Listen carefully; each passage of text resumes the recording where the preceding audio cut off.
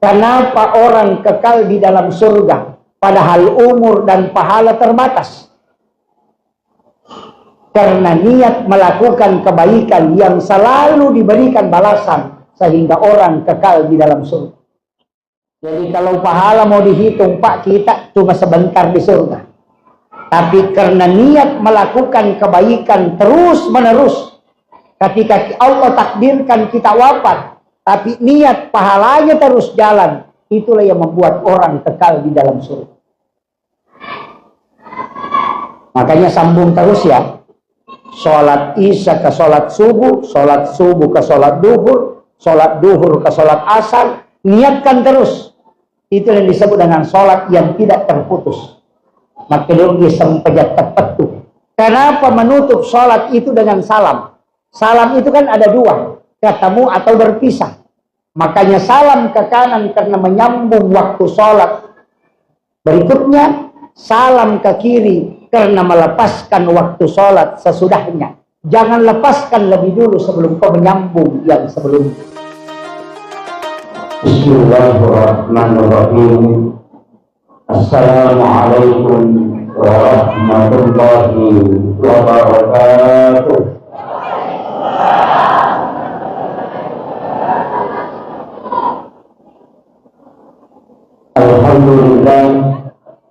Alhamdulillah rabbil alamin. Wassalatu wassalamu ala asrafil anbiya wal mursalin. Sayyidina wa maulana wa habibina wa syafi'ina wa ala alihi wa ashabihi wa sahabatihi ajma'in. Allahumma salli ala sayyidina Muhammadin tibbul qulubi wa dawaiha wa afiyatil abdani wa shifaiha wa nuril absari wa diyaiha wa ala alihi wa sahbihi wa sallam. Allahumma salli ala sayyidina Muhammadin salatan tuballighuna biha kullal maqsud. Ya Jawwadu ya Mahmud, ya Rahimu ya Wadud, bi rahmatika ya arhamar rahimin.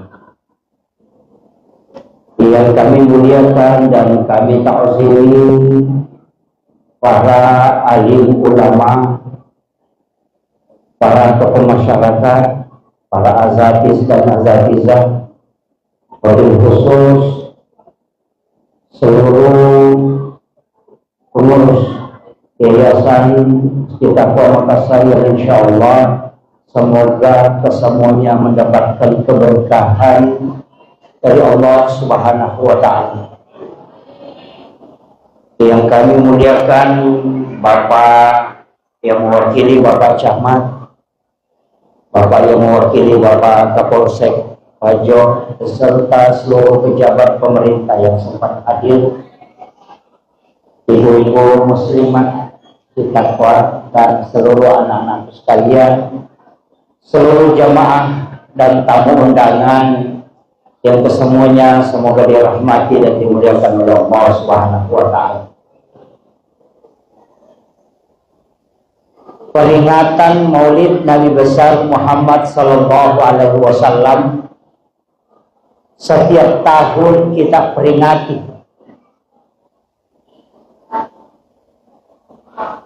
Kenapa sebenarnya kita memperingati kelahiran Nabi?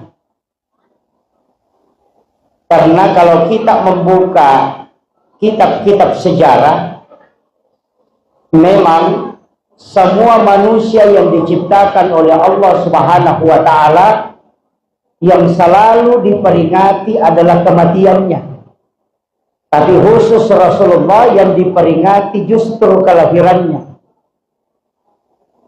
Karena memang kita bagi Rasulullah itu tidak pernah wafat. Karena orang yang mengatakan Rasulullah wafat, sebenarnya secara hakikat beliau itu justru lebih hidup.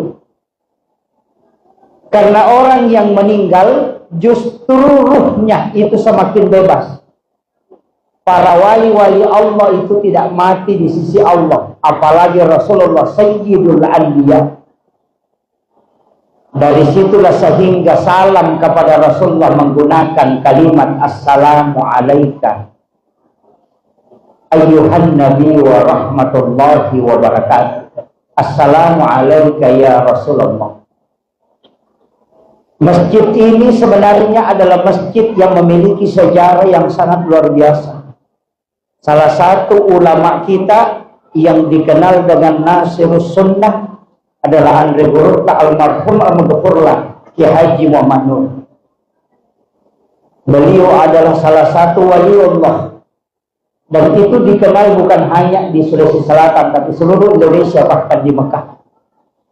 Tapi saya ingin sampaikan bahwa beliau itu menjadi seorang waliullah, kekasih Allah, bukan karena ilmu fikih saja, tapi karena keluasan ilmu beliau menggabungkan ilmu tasawuf, ilmu fikih, dan ilmu tauhid. Nah, saat sekarang ini agama kita mulai dikotak-kotakkan.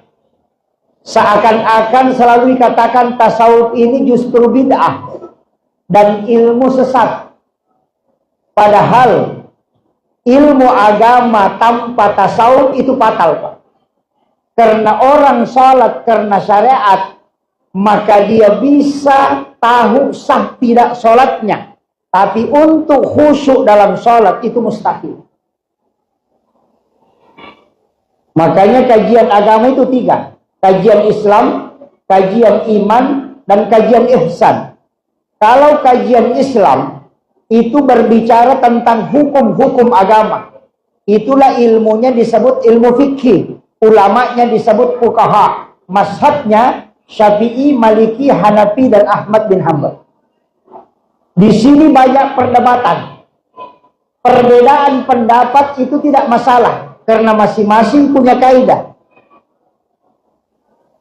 Ulama berbeda pendapat dalam masalah fikih tidak pernah saling menyalahkan, hanya mengatakan kami yakini pendapat kami ini yang paling benar, tapi boleh jadi tidak menutup kemungkinan ada kesalahan di dalamnya. Sebenarnya itu adalah ketawaduan ulama kita. Cuma sekarang ini kadang-kadang mengatakan hanya ini yang paling benar, yang lain salah. Ini jadi masalah. Guru Kiai Abdul Muhyiddin Yusuf Kalisidendreng pernah mengatakan, sebenarnya bukan perbedaan pendapat yang menjadi masalah. Yang menjadi masalah ketika hanya pendapat kita yang kita anggap paling benar dan yang lain disalahkan. Di situ letak masalahnya.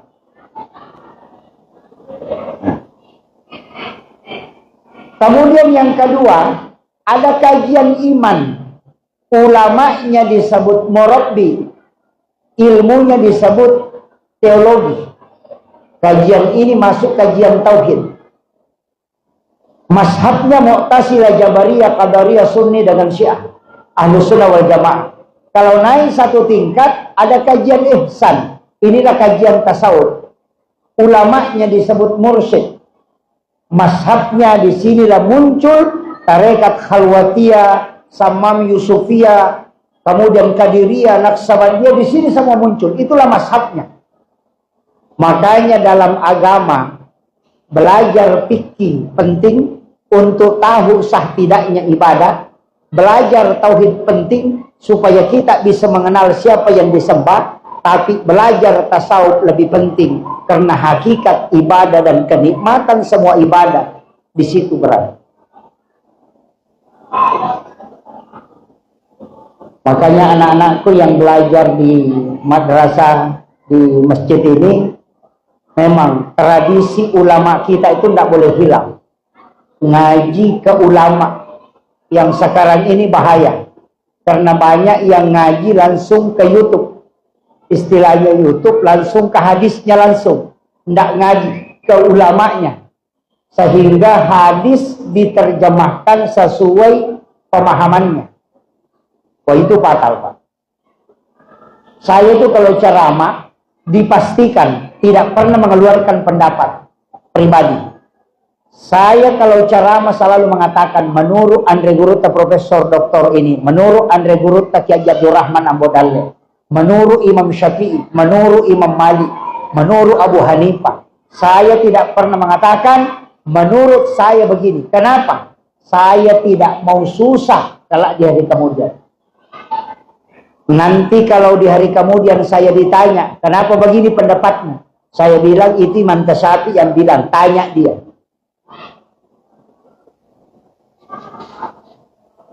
Makanya saya itu selalu sebut pendapat guru. Ada mengatakan, kenapa tidak kembali ke Al-Quran dan hadis? Kan ada Al-Quran dan hadis.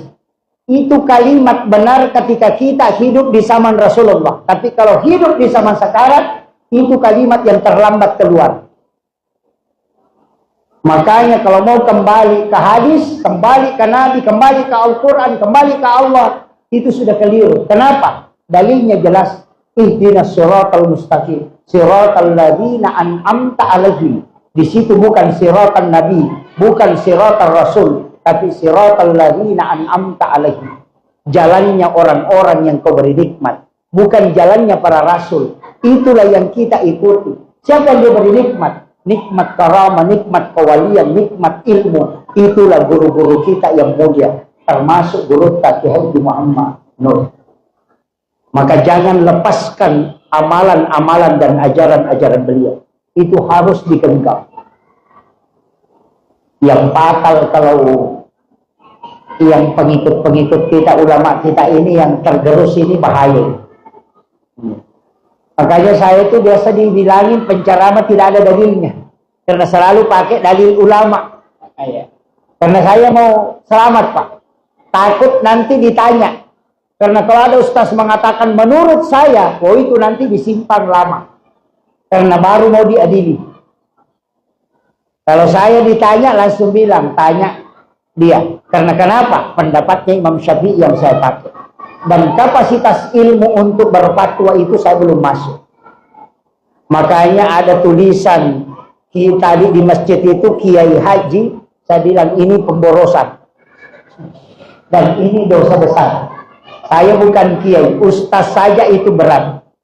Cuma kalau di Bugis itu pakai istilah guruta, itu juga sudah berat, Pak. Kalau bilang Andre Guruta itu sebenarnya sudah kiai. Makanya saya dikasih gelar kiai itu fatal itu, Pak. Karena kiai itu minimal hafal 600.000 hadis Nabi. Memahami Al-Quran dan juga minimal dia harus mengetahui 9 ilmu. Bahasa Arab, mulai dari nahwu, syarat, balaghah, ma'ani dia harus kuasai. Fikih, usul fikih, hadis, ulumul hadis.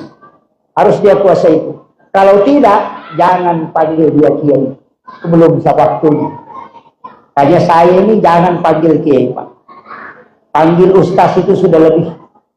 Tanggung jawabnya berat. Kalau di Jawa ada satu tambahannya. 2 istrinya. Iya. Jadi kalau kita di Makassar tidak. Kemudian Rasulullah sebenarnya sebelum beliau wafat itu sudah meminta memang kepada Allah bagaimana umatnya ini supaya semua perjalanannya mulai sejak kita di dunia sampai ke alam akhirat itu sudah diselamatkan oleh Allah. Jadi blok-blok sebenarnya ini sudah jelas, Pak. Kita di dunia kalau melanggar itu ada taubatnya. Makanya dari sholat ke sholat. Kenapa tarekat perlu dipelajari? Di tarekat orang Bugis itu ada istilah sempajat tepetuh. Kalau kita bahasakan sholat yang tidak terputus. Saya sering mengatakan orang yang tidak mengamalkan sholat tidak terputus ini maka dia adalah orang yang paling rugi. Iya. Dan itu hadis, Pak. Rasulullah mengatakan umatku adalah umat yang terbaik karena dia meninggalkan satu kebaikan menuju ke kebaikan yang lain. Makanya tadi kita sholat isya berjamaah, mestinya di sujud terakhir sholat isya itu tadi kita sudah niatkan untuk sholat subuh. Makanya niat sholat dengan niat mau sholat itu berbeda. Niat sholat itu ketika berdiri mau melaksanakan sholat ada 2. Ada yang memasukkan dalam takbir, dalam niat dimasukkan, niat itu dimasukkan dalam takbir. Ketika mengucapkan kalimat Allah di situ kita berniat. Jadi niat tidak dilafazkan, tapi dimasukkan dalam takbir. Kalau mampu, kalau was-was lebih baik berniat sebelum takbir.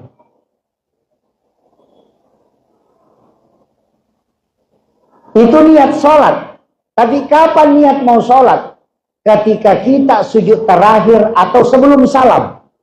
Itu ada dua tempat.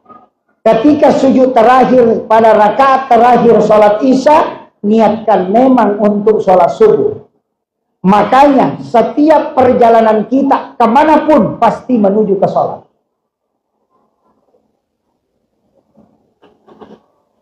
Bapak ke pasar pasti menuju ke sholat. Inilah yang dikatakan ulama sufi, bahwa ketika engkau meninggal di atas tempat tidurmu dan engkau meninggal dimanapun, tetap engkau meninggal dalam keadaan mati syahid, karena engkau meninggal menuju sholat. Jangan diputus. Setelah salam, assalamualaikum warahmatullah, assalamualaikum warahmatullah, sholat terputus, maka berapa jam kita tidak dapat pahala. Ketika meninggal diantaranya kita tidak meninggal menuju ke sholat. Tapi ketika kita niatkan, maka itu tersambung. Kenapa orang kekal di dalam surga, padahal umur dan pahala terbatas? Karena niat melakukan kebaikan yang selalu diberikan balasan, sehingga orang kekal di dalam surga.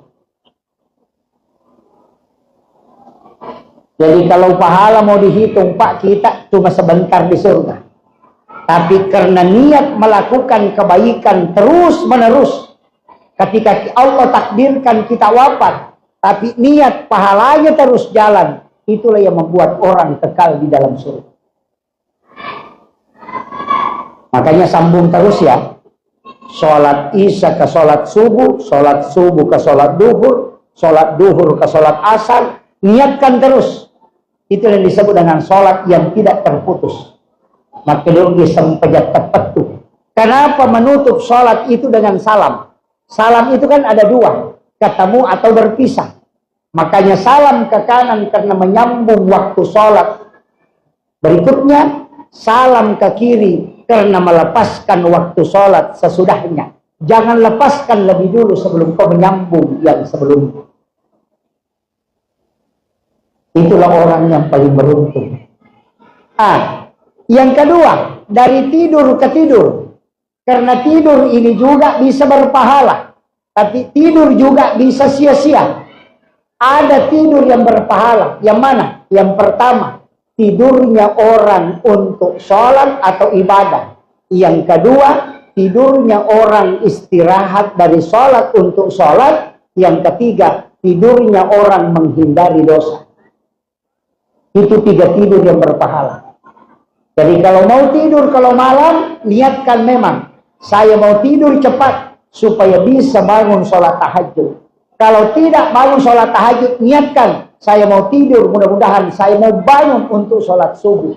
Berapa lama kita tidur, maka itu dinilai ibadah karena tidurnya untuk sholat.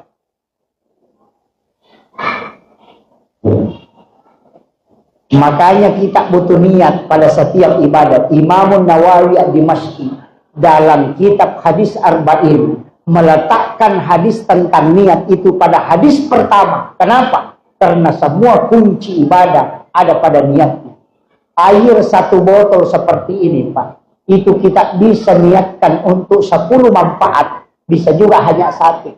Ketika mengambil air minum, niatkan supaya dia bisa menjadi obat. Niatkan juga supaya untuk menguatkan daya ingat menghafal. Niatkan juga untuk mudah menerima ilmu. Niatkan juga untuk berkah dalam kehidupan. Niatkan juga supaya air ketika masuk ke dalam tubuh itu bisa menjaga kita supaya tidak melakukan dosa besar. Niatkan juga supaya kita bisa pakai untuk beribadah kepada Allah. Niatkan juga supaya dia tidak keluar melalui kotoran, tapi keluar melalui keringat dan membawa keberkahan. 1 botol air yang kita minum bisa mendapatkan 10 keberkahan. Kalau kita minum saja dengan basmalah, mungkin dapat 1. Itulah bedanya orang yang berilmu dengan yang tidak. Sebenarnya sederhana, Pak. Jadi kalau mau minum, jangan sembarang minum. Jangan langsung bismillahirrahmanirrahim, langsung dihantam. Niatkan memang. Orang yang biasa pergi umrah, kadangkala ada yang berbolak-balik ke WC buang air kecil. Coba niatkan. Ketika mau minum, berdoa. Ya Allah, jangan air ini, aku mohon kepadamu, jangan dia keluar melalui air kencing, tapi keluarkan melalui keringat.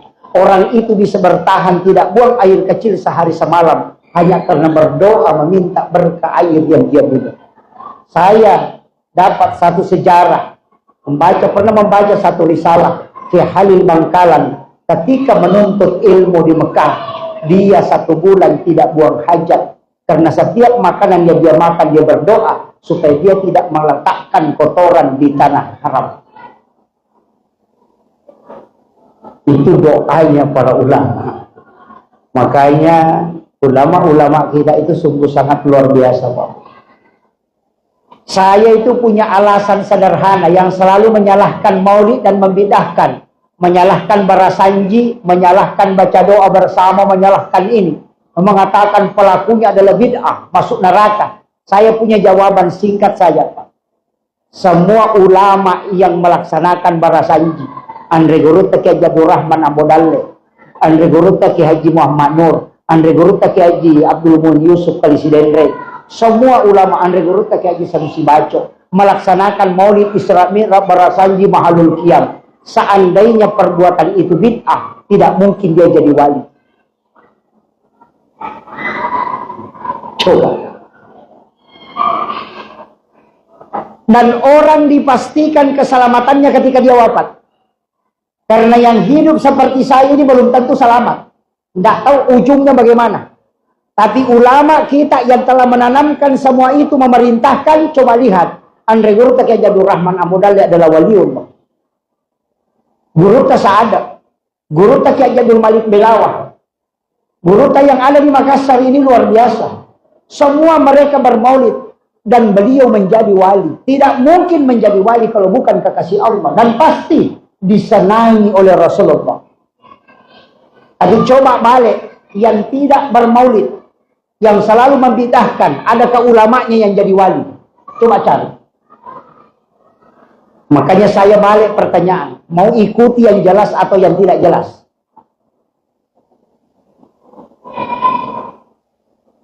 Gampang aja, Pak. Karena agama ini kan punya, bisa kita melihat siapa yang selamat, siapa yang tidak. Akhirnya saja sudah bisa dilihat karamahnya Guruta. Itu muncul. Kenapa dinampakkan? Supaya kita tahu bahwa ini benar orang soleh. Kan itu. Kalau songkok dengan surban banyak dijual. Tapi karamah tidak bisa berbohong. Maka orang yang anti dengan itu pasti tidak mau terima karamah. Kenapa? Karena semua pendapatnya pasti dibantah ketika orang pakai karamah. Coba. Makanya saya itu kalau kenapa masuk NU, saya bilang NU itu adalah organisasi yang saya anggap aman, Pak. Kenapa? Di NU itu tidak hadir pengajian, tetap didoakan. Iya, Allahumma ghafirlil muslimin wal muslimat wal mu'minina wal mu'minat al ahya'i minhum wal amwat. Tidak hadir saja didoakan. Apalagi dikirimi Fatihah. Iya, makanya NU itu selalu tawassul. Kirim Fatihah ke gurunya, kirim Fatihah ke jamaah. Bapak Ibu tidak hadir, kalau sudah masuk di NU, insya Allah sudah didoakan. Makanya kalau pengajiannya NU itu jarang ramai. Karena dia tidak datang didoakan. Tapi biasanya yang lain kalau tidak datang tidak didoakan. Itu makanya jangan khawatir. Kita itu punya sanad ulama kita itu luar biasa, Pak. Ilmunya itu bersambung terus.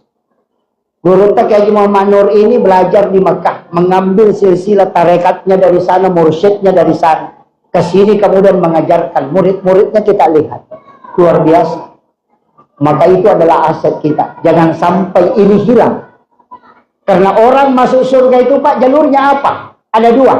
Jalur rahmat, itu otoritas Allah. Jangan nilai pahala kalau rahmat. Tidak melihat pahala. Makanya ada WTS. Wanita WTS yang memberi minum kepada anjing yang kehausan, itu Allah masukkan ke dalam surga. Bukan lihat pahalanya, tapi itu karena Allah memberi rahmat, karena dia menyelamatkan nyawa. Jangan lihat pahala, itu otoritasnya Allah. Makanya banyak sekarang ini, Pak, langsung memvonis orang masuk neraka, masuk neraka. Saya bilang ini mendahului orang, mendahului Allah. Dan yang paling fatal, dia menggunakan hadis Nabi untuk menjauhkan umatnya dari Rasulullah. Sekarang muncul hadis-hadis Nabi dipakai menjauhkan. Orang tahlilan masuk neraka. Masa orang kafir 100 tahun baca la ilaha illallah berhenti kafir. Tapi orang Islam baca la ilaha illallah jadi kafir. Coba, masuk akal tidak? Orang kafir 30 tahun baca la ilaha illallah jadi Islam. Masa orang Islam baca la ilaha illallah jadi kafir? Coba pikirkan. Bahkan saya ini tapi ini agak kasar ya, mohon maaf, ini agak kasar. Sebenarnya orang yang menyalahkan ulama kita ini, itu sama dengan orang yang pergi nonton bola, 10 orang. Kemudian ada satu orang ke Pak Polisi, kasih tahu Pak Polisi, Pak Polisi, teman saya hilang. Pak Polisi tanya, berapa temanmu yang hilang? Dia bilang 9. Bilang, berapa orang kau memang? Dia bilang 10. Dia bilang, Pak Polisi, bukan dia yang hilang, kau yang hilang. Tapi karena dia yang melapor, makanya dia bilang orang yang hilang. Padahal dia yang hilang, karena orang 9 orang, dia sendiri. Ini sama dengan orang yang selalu menyalahkan kita ini. Dia yang salah, nah kita yang salahkan. Coba.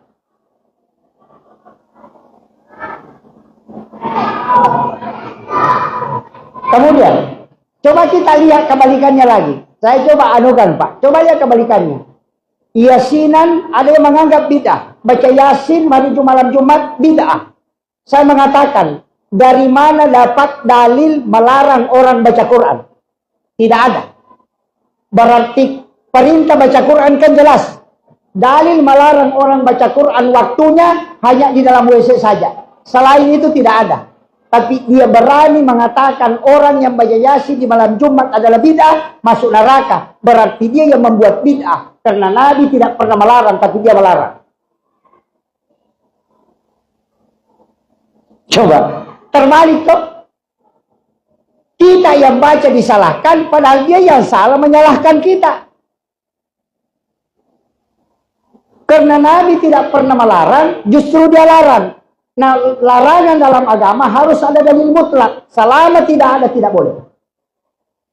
Makanya ketemu nanti Pak.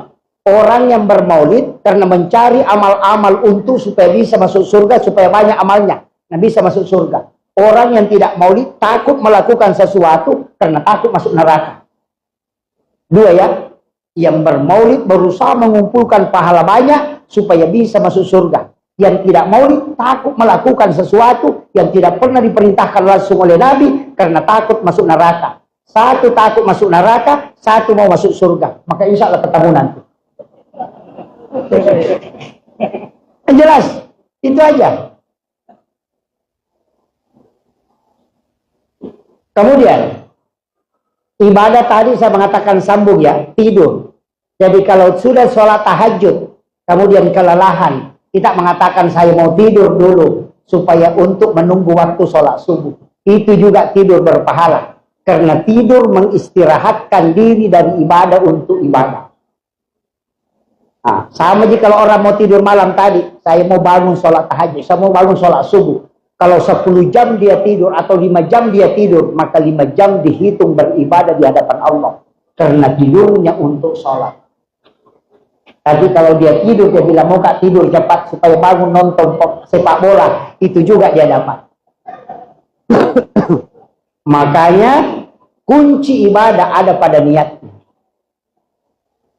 Iya. Kemudian puasa, sujud terakhir, sholat tarawih terakhir. Niatkan memang untuk tarawih tahun depan. Itu sudah jalan pahalanya.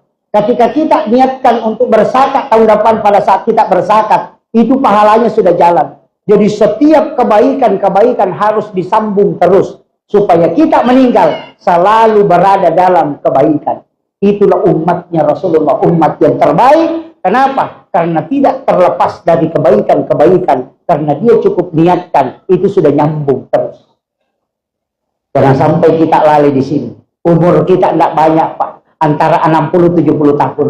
Kalau 60 tahun, umur berapa tahun kita tidur? Jam 9 malam sampai jam 3 subuh. Itu sudah 6 jam. Kalau siang tidur jam 1 sampai jam 3, berarti sudah 8 jam. Kalau kita tidur 8 jam, nah umur 60 tahun, berarti kurang lebih 20 tahun kita tidur. Ini baru tidur.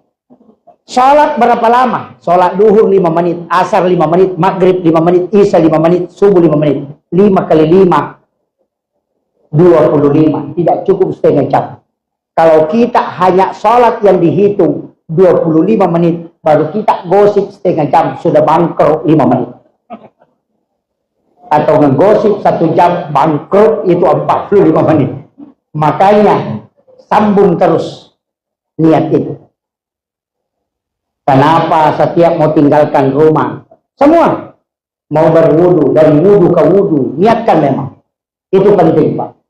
Puasa ke puasa, niatkan. Kalau puasa Senin Kamis, niatkan.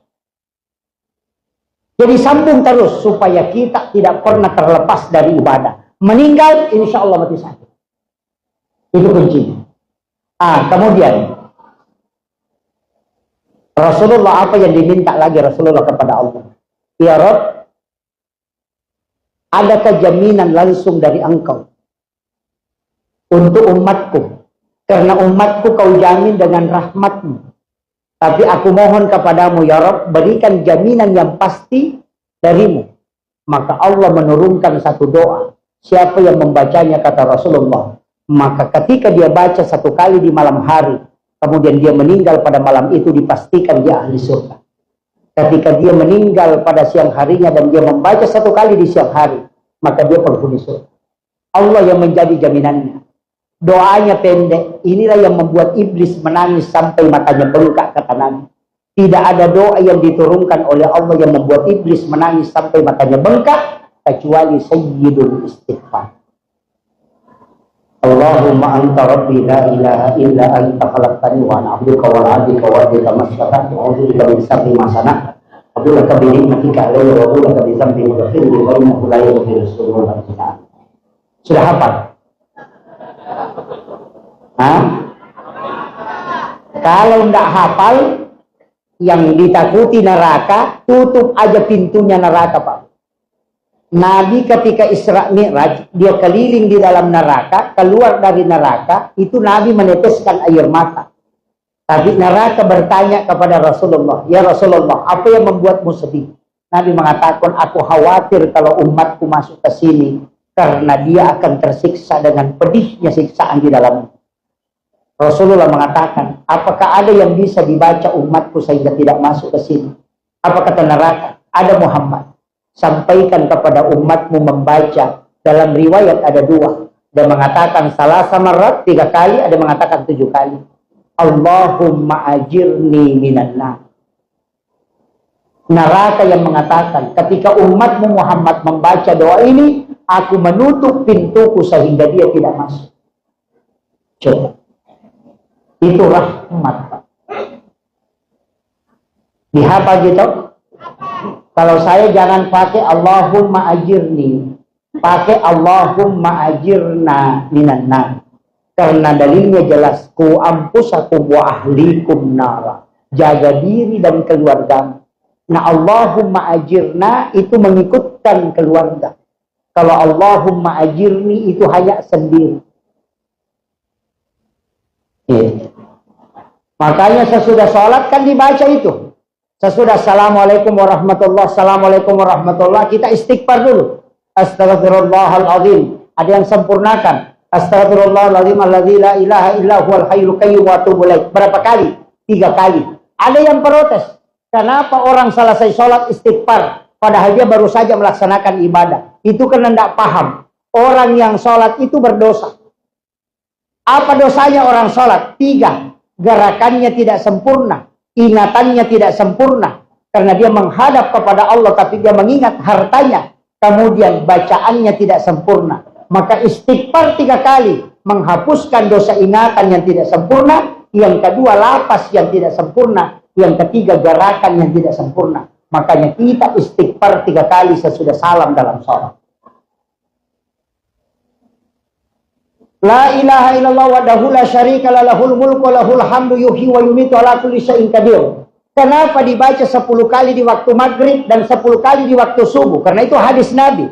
Siapa yang membaca 10 kali, walaupun sebesar buih di lautan dosanya, maka Allah akan mengampuninya. Sholat isya, duhur, asar itu 3 kali. Kenapa? Karena memang hadisnya ada yang 3 kali, ada yang 10. Untuk pagi dan petang 10, selain itu 3 kali. Kemudian ada Allahumma ajirna minan nar. Makanya baca itu, Pak. Ada juga orang Assalamualaikum, Assalamualaikum langsung lompat keluar.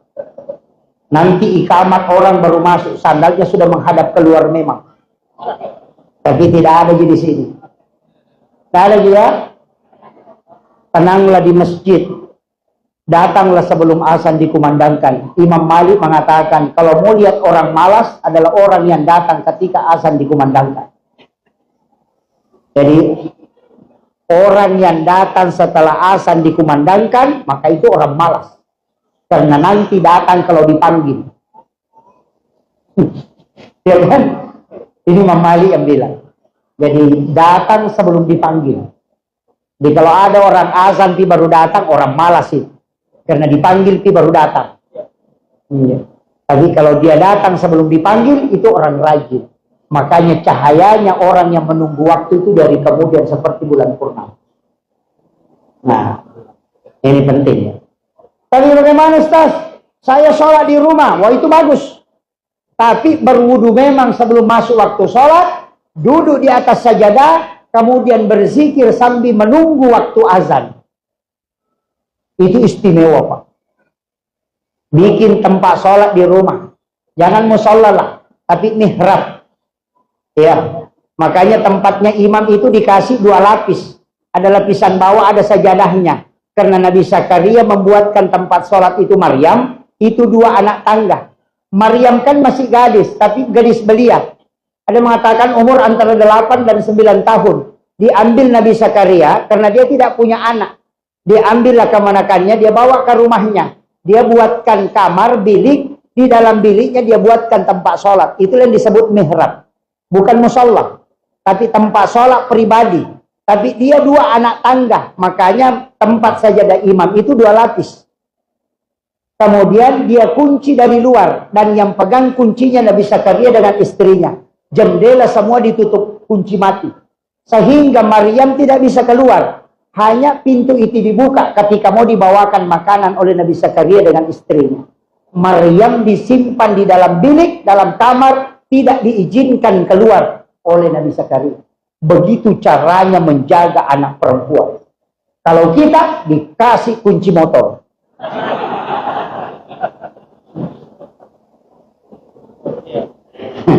Jadi masalah.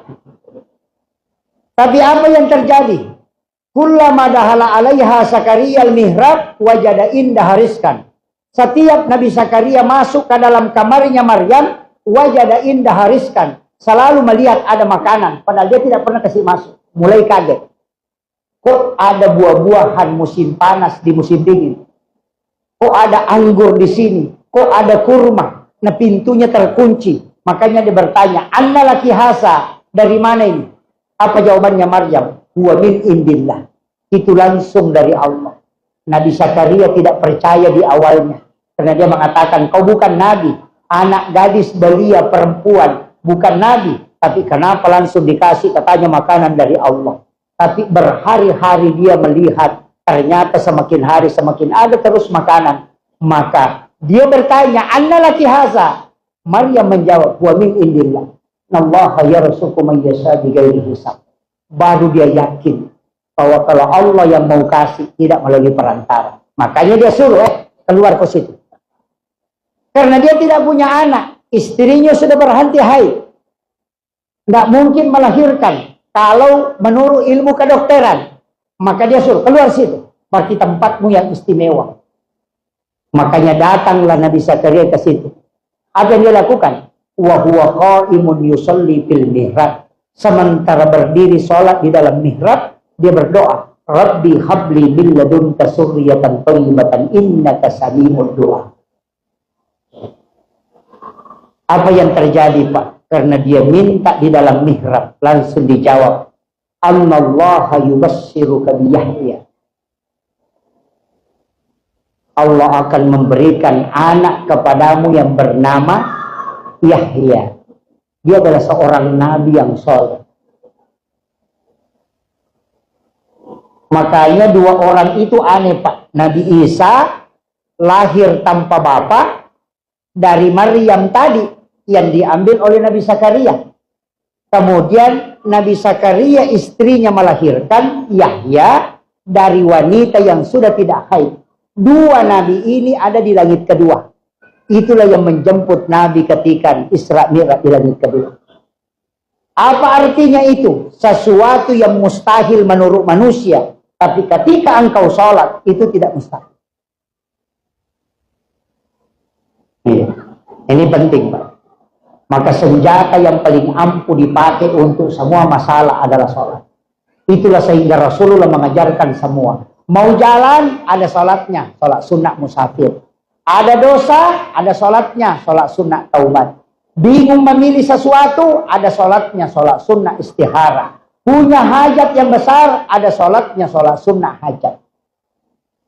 Kenapa ada sholatnya? Sholat sunnah musafir, padahal sudah ada doa musafir. Kenapa kita tidak berdoa? Karena kalau doa, menunggu waktu untuk dilapor. Hari Rabu, hari Kamis, dengan hari Senin, malaikat melapor. Kalau kita berangkat hari Selasa, pulang hari Rabu, belum dilapor, kita sudah kembali. Kan begitu. Makanya sholat. Karena sholat yang komunikasi langsung, malaikat tidak urus. Urusan hamba dengan Tuhannya adalah sholat. Makanya satu-satunya ibadah yang tidak bisa dicampur itu cuma sholat. Orang puasa nonton TV, tidak batal puasanya. Tapi orang sholat nonton TV pasti batal. Iya. Orang haji itu makan, tidak batal hajinya. Tapi orang sholat makan, pasti batal. Orang puasa bicara, tidak batal puasanya. Orang sholat bicara, pasti batal sholatnya. Kenapa? Karena satu-satunya ibadah yang tidak bisa dicampur, itu cuma sholat. Karena dia komunikasi hamba dengan Tuhannya. Tidak melalui perantara hitungan malaikat. Makanya sungguh sangat keliru ketika ada orang hanya memanfaatkan doa di luar sholat. Yang Nabi mestinya di dalam sujud, minta. Iya, minta dalam sujud.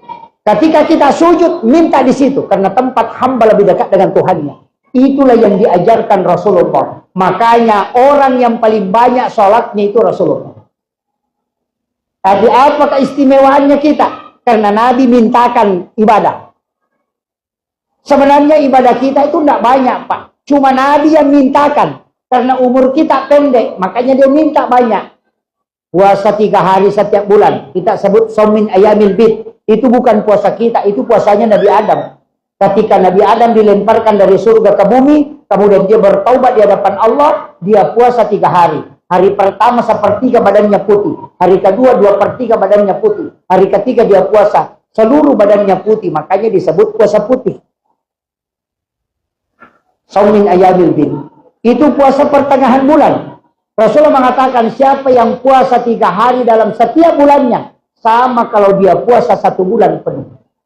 Itu bukan puasanya kita, puasanya Nabi Adam. Tapi itu diminta oleh Rasulullah supaya kita amalkan, supaya dapat barakahnya itu. Mana lagi puasanya Nabi Daud?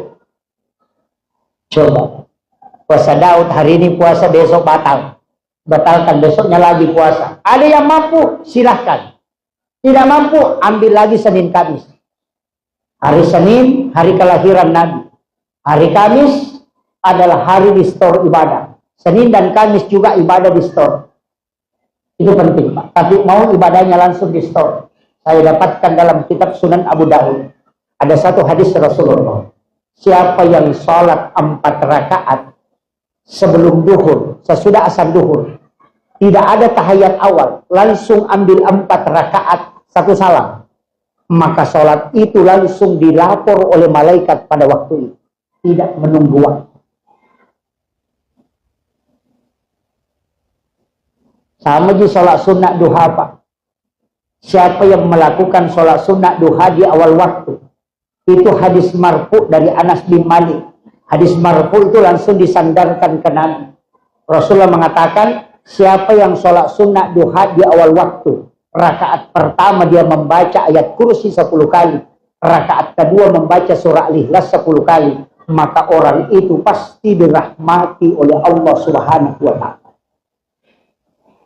Sudah pernah lakukan sholat sunat duha di awal waktu? Pas masuk duha kerjakan 2 rakaat, jangan tambah setelah itu, pisahkan. Mungkin sekitar setengah jam, 1 jam baru lanjutkan sholat duhanya lagi.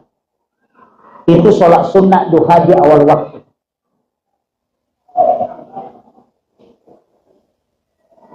Banyak sekali sholat sunat, Pak. Saya pernah mengkaji sholat sunat, ada kurang lebih 200, hampir 300 sholat sunat itu jumlahnya. Bukan rakaatnya, tapi jumlahnya memang.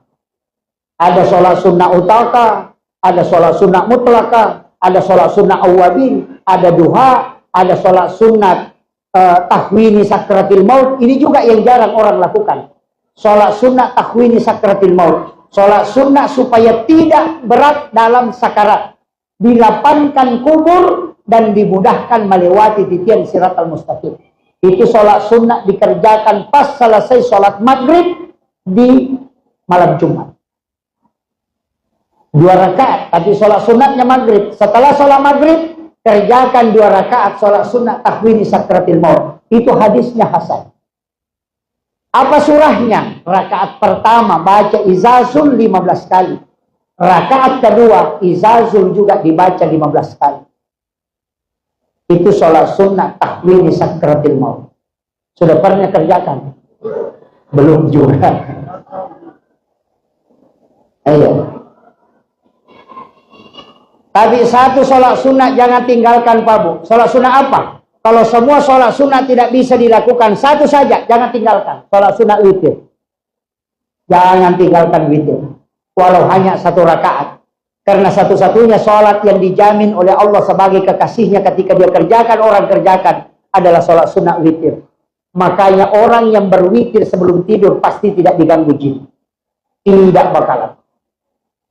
Kalau ada orang sering gangguan, suruh sholat witir baru tidur, tidak akan. Kemudian yang kedua, orang yang sholat witir sebelum tidur, pasti kalau dia bermimpi itu isyarat. Bukan bunga tidur. Saya dapat dari mursyid kami itu mengajarkan. Makanya orang yang sholat witir sebelum tidur ketika bermimpi, cari maknanya itu pasti ada. Dan jin tidak bisa ganggu orang yang berwitir sebelum tidur. Itu kuncinya. Makanya Nabi mengatakan berwitir, janganlah kalian tidak berwitir walau hanya salah 1 rakaat. Walau rakaatan, kata Nabi. Jangan tinggalkan witir, Pak. Apalagi ibu-ibu, jangan tinggalkan witir. Itu sholat sunat wali itu. Mau jadi kekasih Allah witir. Tapi jangan juga banyak dosa ya Bu. Jangan banyak dosa ya Bu. Janganlah. Media sosial sekarang bahaya sekali. Bayangkan kalau Facebook, 5.000 teman di Facebook, kita share berita bohong, maka 5.000 tempati bertanggung jawab. Bayangkan ya. Dengan 1 ketukan jari telunjuk, itu bisa pertanggungjawabannya 5.000 orang. Belum lagi ketika orang lain share, maka kita juga dapat bagian dari situ. Hati-hati betul. Hati-hati. Kadang-kala ibu-ibu kalau ada masalahnya langsung bikin status. Aku menyesal. Wah, ternyata kau begitu. Seandainya aku tahu memang dari dulu tidak bakalan. Padahal 3 cucunya. Iya. Kalau ada masalah, jangan masukkan di Facebook. Ambil air wudhu, kemudian sujud, minta petunjuk kepada Allah. Itu solusi paling cepat.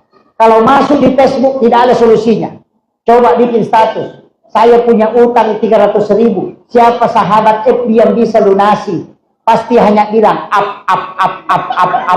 Tidak ada yang minta nomor rekening. Ya kan? Iya.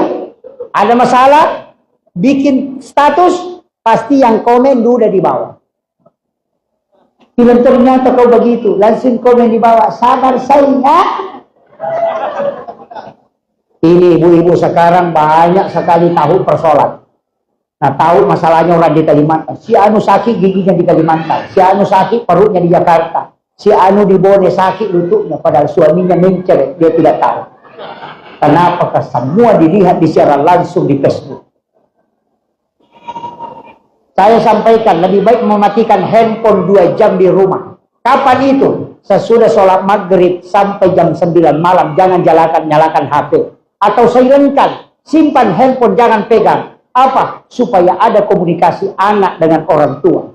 Kenapa banyak anak tidak bisa dinasehati? Karena sudah tidak ada ikatan batin anak dengan orang tuanya. Karena sibuk main Facebook, satu sibuk main YouTube, satu sibuk main game. Makan saja tidak pernah bersama. Anaknya makan di depan TV, bapaknya di kursi, mamanya di dapur. Berkah dicabut. Makanya saya sampaikan, coba kita matikan atau tidak pegang handphone 2 jam saja di rumah. Supaya orang tua dengan anaknya ada komunikasi. Istri dengan suaminya. Makanya saya sering kasih tahu anak saya, nak, ketika saya pulang ceramah, tiba di rumah di pesantren seperti ini, kau duduklah bersama, kita makan bersama. Jadikan ini momen istimewa. Karena tidak tahu, mungkin engkau atau saya yang mati besok. Jadi setiap bersama keluarga, menjadikan itu momen yang paling berharga. Karena kita tidak tahu siapa yang lebih dulu dicabut nyawanya oleh Allah. Mungkin saja hari ini kita makan bersama, besok dia tidak ada. Maka tapi ketika kita bersama dengan penuh kasih sayang, maka kita tidak akan menyesal. Karena sudah melakukan yang terbaik untuk keluarga. Kadang-kadang kita karena diberi nikmat lalai. Istri tidak diperhatikan, suami tidak diperhatikan. Itu kan fatal. Anak-anak kita tidak perhatikan. Ini sudah 1 jam saya ceramah. Oh ya, 50 menit.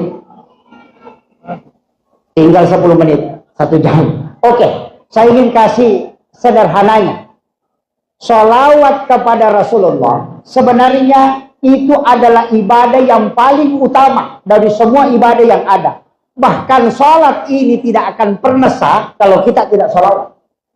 Doa tidak akan pernah sampai kepada Allah karena pintu langit tidak terbuka kalau kita tidak bersalawat. Dan tidak ada perkumpulan yang mendapatkan doa malaikat dan didatangkan berkah kecuali orang itu bersalawat kepada Rasulullah. Maka 3 ibadah ini sia-sia ketika kita tidak bersalawat. Apa inti dan hakikat salawat sebenarnya? Allahumma sholli. Itu kan kita minta Nabi diberi keselamatan. Kenapa kita minta? Padahal dia sudah selamat. Itu karena kembalinya ke kita yang lebih banyak. Sama dengan ember yang penuh air, ketika diisi air, lebih banyak yang tumpah daripada yang masuk. Begitu pula dengan rahmatnya Rasulullah, syafaatnya baginda Rasulullah. Makanya kalau mau masuk surga, lewat jalur syafaat Rasulullah ada 2. Syafaat umum dan syafaat khusus. Kalau syafaat khusus, itu sebelum masuk neraka sudah diselamatkan. Tapi kalau syafaat umum, Nabi berbolak-balik ke neraka mengambil umatnya. Pintu surga tidak akan terbuka kecuali Rasulullah yang membuka pertama. Tapi pintu surga pun tidak akan tertutup kecuali Nabi yang menutup terakhir. Karena dia akan berbolak-balik ke neraka mengambil umatnya. Nanti habis baru Nabi tidak kembali. Karena lihat pengurus travel, pengurus umrah. Lebih dulu ke bandara, terakhir naik. Karena mengurus jamaahnya. Urus tiketnya, urus ini, paling pertama datang, tapi paling terakhir juga naik pesawat. Kenapa? Begitu juga Rasulullah. Paling pertama membuka surga, tapi paling terakhir juga dia masuk. Kenapa? Karena dia berbolak-balik mengambil umat yang ada di dalam neraka. Maka jangan sampai kita tidak mendapatkan syafaat baginda Rasulullah. Siapa yang dijanji syafaat? Yang sholawat 100 kali setiap malam Jumat. Yang kedua, yang menjawab azan dan membaca doa sesudah azan. Kemudian yang ketiga, yang pernah bermimpi ketemu Rasulullah, itu pasti dijanji syafaat. Yang paling gampang itu salawat 100 ya. Allahumma sholli ala sayyidina Muhammad wa ala sayyidina Muhammad. Baca 100 kali setiap malam Jumat. Itu dijanjikan syafaat oleh Rasulullah. Bahkan di yaumil akhir, dalam hadis qudsi ada mengatakan, Allah mengatakan, ya Muhammad, dia bukan hambaku. Tapi Rasulullah mengatakan, ya Rabb, dia adalah umatku. Apa kata Allah? Karena umatmu Muhammad, masukkan dia karena syafaat. Kenapa bisa Nabi memberi syafaat? Itu ada dua alasannya, Pak. Yang pertama, sholat tahajud baginya wajib, makanya dia bisa memberi syafaat. Yang kedua, Nabi diberi otoritas ibadah. Ada ibadah sunnah yang disandarkan ke Nabi, makanya pahala ibadah sunnah itu menjadi jalur syafaat kita untuk masuk ke dalam surga. Jangan anggap sepele yang sunnah. Makanya Nabi mengatakan, siapa yang ingin bersamaku di dalam surga, maka perbanyak sujudmu. Kenapa? Itu pasti sholat sunat, bukan sholat fardu. Penutup dari semua sholawat, jangan pernah kurang 100 kali membaca sholawat dalam satu hari. Kalau sholawat yang biasa. Tapi kalau sholawat Jibril sallallahu ala Muhammad, jangan kurang 1000 dalam satu hari. Jangan kurang 1000. Ajak lalu nak kurang sisabbu sholawat Jibril tak sallallahu ala Muhammad. Baca dulu. Inna Allah wa malaikatahu yusalluna ala nabi. Ya ayyuhalladzina amanu sallu alaihi wa sallimu taslima.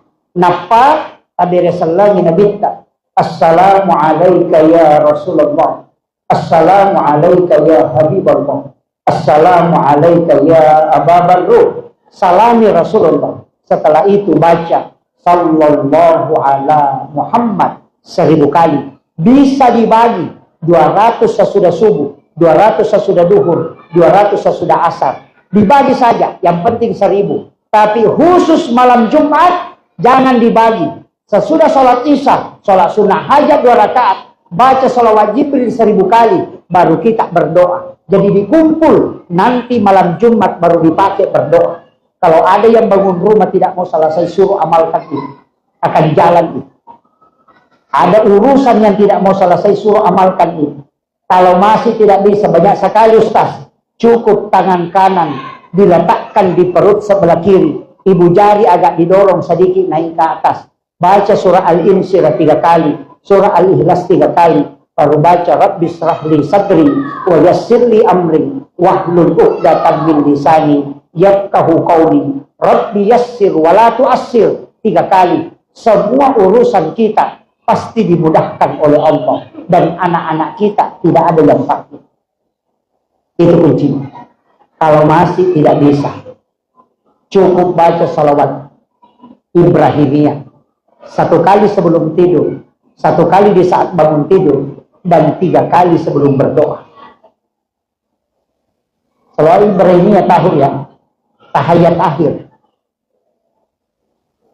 Apa gunanya? Siapa yang membaca salawat Ibrahimiyah 3 kali kemudian berdoa, itu pintu langit dibuka oleh Allah. Itulah salawat yang paling sempurna kata Rasulullah. Saya kira ini yang penting saya wasiatkan Bapak Ibu sekalian. Kak, saya Andi semua dengan anak saya di Mesir. Pernah saya WA-ki itu sholat Jumat, sholat sunnah Jumat yang 200 surah Al-Ikhlas. Oh iya. Bisa tolong disampaikan. Oh iya. Ada yang minta ini untuk disampaikan. Sholat sunat yang 4 rakaat sebelum sholat Jumat, sholat sunat mutlak. Di kitabnya Imamul Ghazali itu ada, kitab Bidayatul Nihayah. Kita di bab sholat Jumat itu mengangkat salah satu hadis Nabi bahwa siapa yang sholat 4 rakaat sebelum Jumat, itu 2 rakaat 1 salam, tapi surahnya adalah surah Al-Ikhlas. Siapa yang melakukan 4 rakaat sholat sebelum Jumat, maka dia tidak akan meninggal kecuali dia melihat tempatnya di surga. Itu sholat berat dilakukan, Pak. Karena surah Al-Ikhlas rakaat pertama, rakaat kedua juga surah Al-Ikhlas. Setelah salam, berdiri lagi mengambil 2 rakaat. Rakaat pertama lagi surah Al-Ikhlas, rakaat keduanya lagi surah Al-Ikhlas sesudah pakai. Tapi dibaca masing-masing 50 kali setiap 1 rakaat. Iya. Masing-masing 50 kali berarti 200 surat Al-Ikhlas. Bisa kira-kira. Tapi siapa yang melakukan itu, dia tidak akan mati kecuali melihat tempatnya di surga. Itulah kenapa banyak ulama kita tahu bahwa saya tidak akan mendapati lagi Jumat berikutnya. Karena ketika sudah dinampakkan, dia yakin bahwa ini sudah Jumat terakhir.